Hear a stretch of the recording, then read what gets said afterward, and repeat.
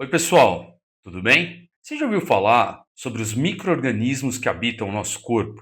Nossa pele, sistema respiratório, trato geniturinário, trato gastrointestinal. Você sabia que esses micro-organismos têm um papel muito importante no nosso corpo? Será que eles causam doença? Será que eles são bons, maus? E aí, ficou curioso? Então fica nesse vídeo que hoje nós vamos falar sobre microbiota.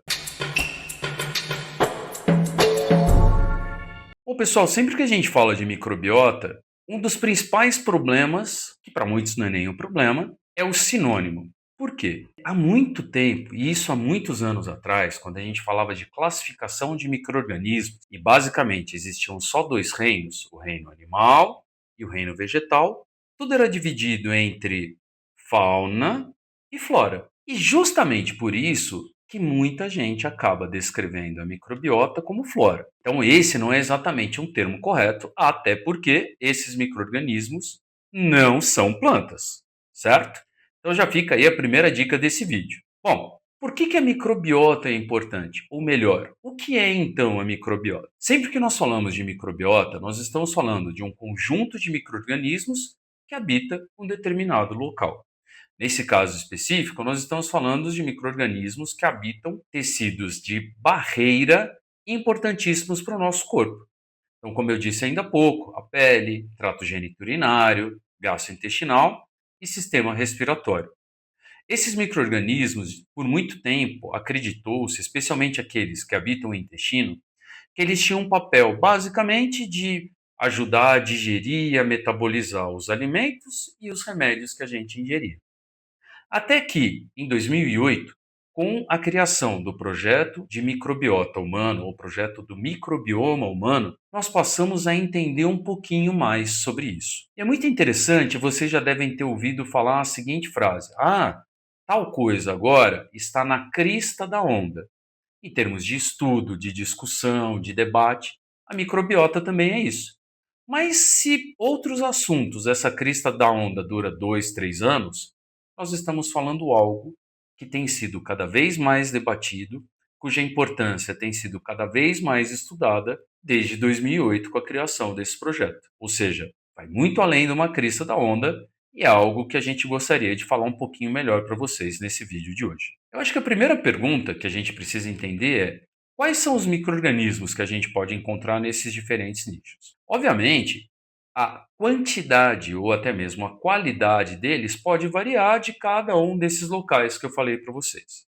Eu vou falar para vocês principalmente da microbiota intestinal, que é aquela mais rica, maior em termos de população e que também acaba sendo a mais estudada. Quando a gente fala de microbiota intestinal, nós temos um predomínio, ou seja, dentro dos trilhões de micro-organismos, nós temos principalmente bactérias, em torno aí de 96, 98% dessa população.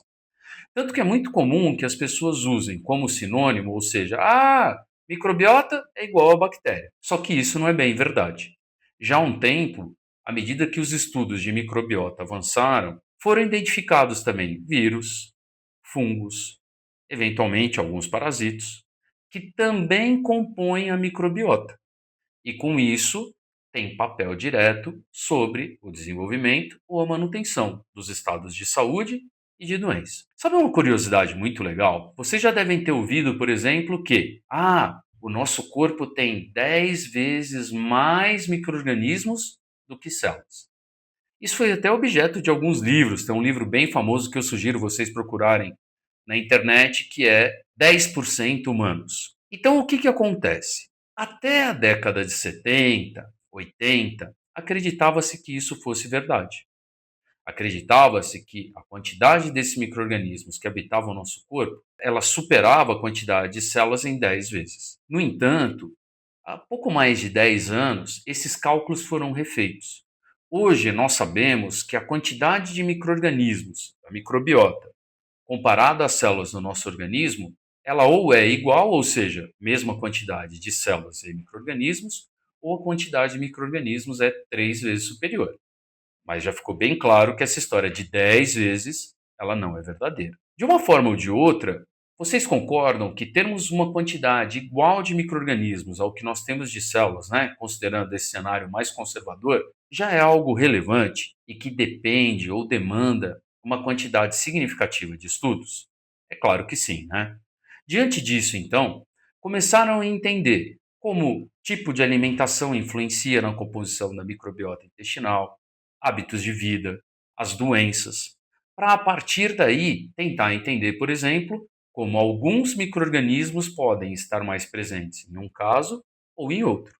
E mesmo assim, e a partir dessas observações, passar a identificar aqueles que eventualmente podem ser usados para tratar doenças ou que estão diretamente associados ao desenvolvimento dessas doenças, o que são coisas bem interessantes. De forma paralela, isso tem potencializado também o desenvolvimento e a pesquisa envolvendo probióticos, que são micro-organismos já usados há muito tempo de forma terapêutica, e aqui vale a pena fazer algumas observações importantes.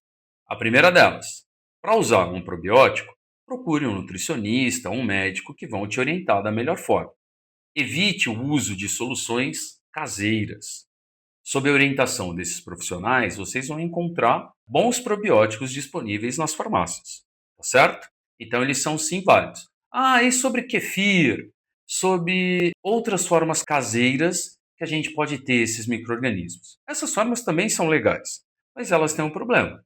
Uma pessoa, por exemplo, faz o cultivo do kefir com água, a outra com leite desnatado, a outra com leite integral.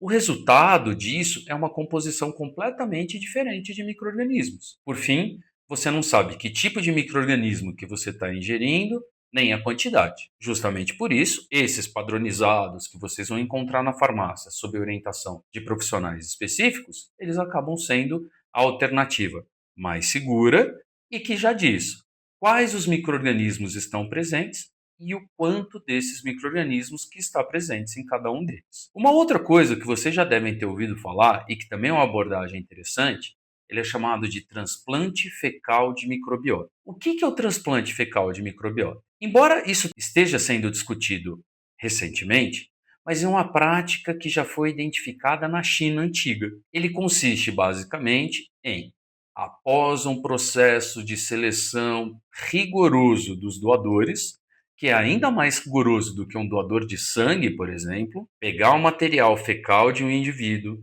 processar e aí transferir para um indivíduo que vai receber esse material. Mas sob quais condições? Funciona para todas as situações? A resposta é não.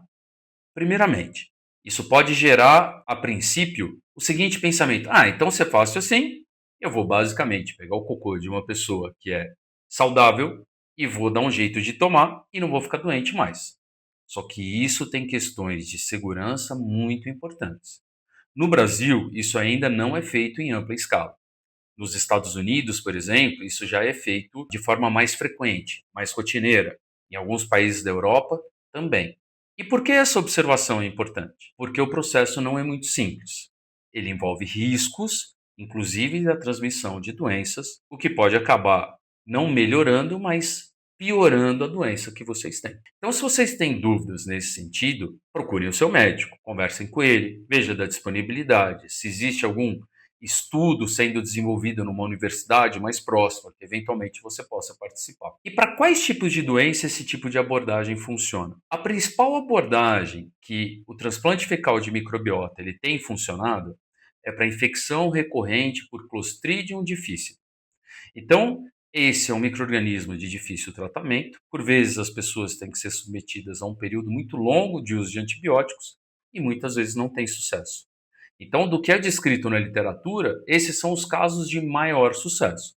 Existem outros, como algumas doenças inflamatórias intestinais, que acabam tendo uma resposta interessante, dependendo do quadro, dependendo do cenário. E aí, pessoal, gostaram do vídeo? Acharam interessante? Bom, você já sabe, clica aí no sininho, dá aquele joinha pra gente, se inscrevam nos nossos canais e até a próxima.